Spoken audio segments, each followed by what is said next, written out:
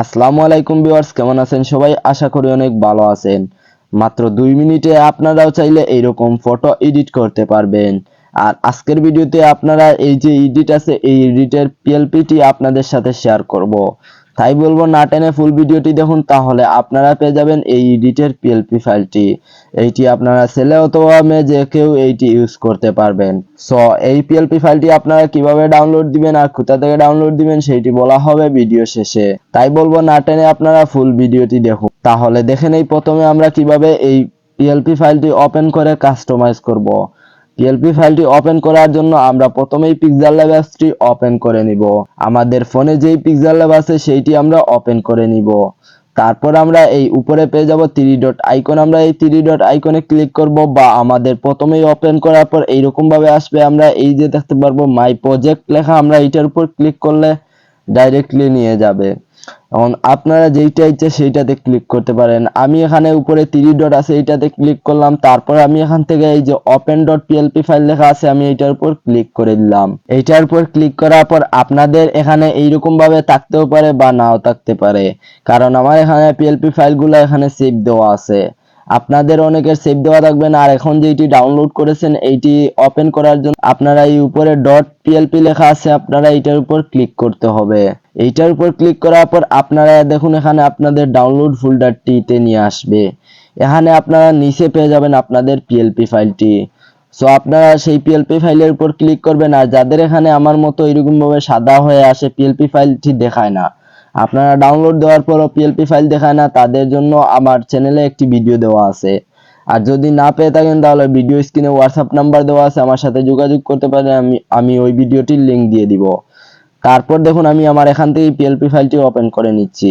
তারপরে আমি পিএলপি ফাইলের উপর ক্লিক করার পর আপনারাও ক্লিক করার পর এখানে দুইটা অপশন আসবে। আপনাদের এখানে ওপেন এন্ড অ্যাড চাইবে, আপনারা এখান থেকে ওপেন এন্ড অ্যাডে ক্লিক করে দিবেন। তারপর আপনারা এখান থেকে ব্যাক আসবেন। তারপর দেখবেন এইরকম ভাবে আসবে। তারপর আপনারা ব্যাক আসবেন। আমি ব্যাক আসলাম। ব্যাক আসার পর দেখুন এইটা এইরকম ভাবে চলে আসবে। এখানে প্রথমেই আমি আপনাদেরকে একটা লেখা, যে কোনো একটা লেখা চেঞ্জ করে দেখিয়ে দেই।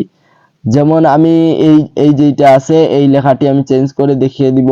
আমি তার জন্য উপরে এই যে লেয়ার আইকন আছে এইটাতে ক্লিক করব, 3 ডটের নিচের আইকনে ক্লিক করব। তারপর এখানে যতগুলা লেখা আছে এখান থেকে আমরা যে কোনো লেখা চেঞ্জ করতে পারি। যেই লেখা আমরা চেঞ্জ করব সেই লেখাটি আমরা এইরকম ভাবে আনলক করে দিব। ছোট লক আইকন আছে এটার উপর ক্লিক করে দিলে আনলক হয়ে যাবে। আর যেটি লক করব সেইটার উপর আবার লকের উপর ক্লিক করলে সেইটা লক হয়ে যাবে।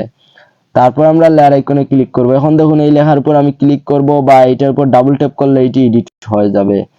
তারপর আমরা এখানে এই যে লেখা আছে এই লেখাটি আমি মুছে দিয়ে আমি যে কোনো কিছু লিখে নিতে পারি। এই তানু দিয়ে দিলাম। তারপর আমি এখান থেকে ওকেতে ক্লিক করব। ওকেতে ক্লিক করার পর দেখুন আমাদের এই লেখাটি চলে আসলো। এখন আমরা এই লেখাটি হাতে ধরে এইরকম ভাবে এই জায়গায় আমরা সুন্দর করে এটা বসাই দিব, যাতে আমাদের সুন্দর দেখায়। এইরকম ভাবে এইটা আমাদের বসানো শেষ হওয়ার পরে দেখুন এখানে যে পিএনজি গুলো আছে ওগুলো আমরা লাড়াচাড়া করব না। এইটা আছে এইগুলো আমরা তাক যে এরকম ভাবে আছে এরকম। আর যদি চান আপনারা এইগুলা চাইলেও চেঞ্জ করতে পারেন, এইগুলা সরাতেও পারেন। এখন আপনাদের আমি এইটা একদম সংক্ষেপ ভাবে আপনাদেরকে দেখাচ্ছি। তারপর আপনারা এই ফটোটি কিভাবে চেঞ্জ করবেন, ফটো চেঞ্জ করার জন্য আমরা আবার লেয়ার আইকনে ক্লিক করতে হবে। লেয়ার আইকনে ক্লিক করব, সবার নিচে ফটো পেয়ে যাবো। এটা ডিলিট আইকন আছে, এটাতে ক্লিক করলে ফটোটি ডিলিট হয়ে যাবে। তারপর আমরা আবার লেয়ার আইকনে ক্লিক করব। এখানে ফটো অ্যাড করার জন্য আমরা উপরে প্লাস আইকনে ক্লিক করতে হবে, তারপর ফ্রম গ্যালারি। আমাদের গ্যালারিটি ওপেন হয়ে যাবে। এখন আমরা আমাদের গ্যালারি থেকে যে কোনো একটি পিকচার এরকম ভাবে নিয়ে আসবো। যে কোনো একটি পিকচারের উপর ক্লিক করলে এরকম ভাবে আসবে। তারপর আমরা এখান থেকে এই টিক মার্ক আছে এটাতে ক্লিক করে দিব, তাহলে এটি চলে আসবে। এইরকম ভাবে এটি বড় করে নিব। তারপর নিচে মাঝখানে অপশনে ক্লিক করব। তারপর এখান থেকে টু ব্যাকে ক্লিক করব। তারপরে আমরা এইটি হাতে ধরে এরকম ভাবে পজিশন মতো এটা বসাই নিতে পারি, যেই পজিশনে আমাদের রাখার প্রয়োজন। আমার এইটি এইরকম ভাবে থাকবে। তারপর আমরা এই যে উপরে দেখতে পারবো আবার লেয়ার আইকন আছে এইটাতে আমরা ক্লিক করব। আমাদের এডিট যদি সম্পূর্ণ হয়ে যায় তাহলে আমরা এই যে দেখতে পারবো এই একটি আইকন আছে এইটাতে ক্লিক করব। এইটাতে ক্লিক করার পর আমরা এখানে দেখতে পারবো এই সবগুলা এরকম ভাবে চলে আসবে। এই সবগুলো আমরা উপর থেকে নিচ পর্যন্ত এরকম ভাবে টিকমার অন করে দিব। এরকম ভাবে আমরা টিকমার গুলা তুলে দিব।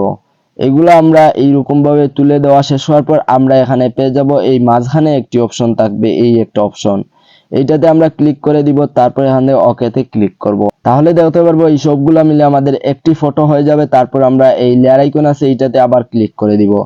তারপর এখানে দেখুন নিচে রিলেটিভ সাইজ থাকবে, আমরা এই সাইজের উপর ক্লিক করে দিব। এখান থেকে আমরা 2 মাইনাস করে দিব। তারপর এখান থেকে টিক মার্ক করব। তারপর আমরা রিলেটিভ পজিশনে যাব, উপরে মাঝ বরাবর এইটা, নিচের মাঝ বরাবর এইটা।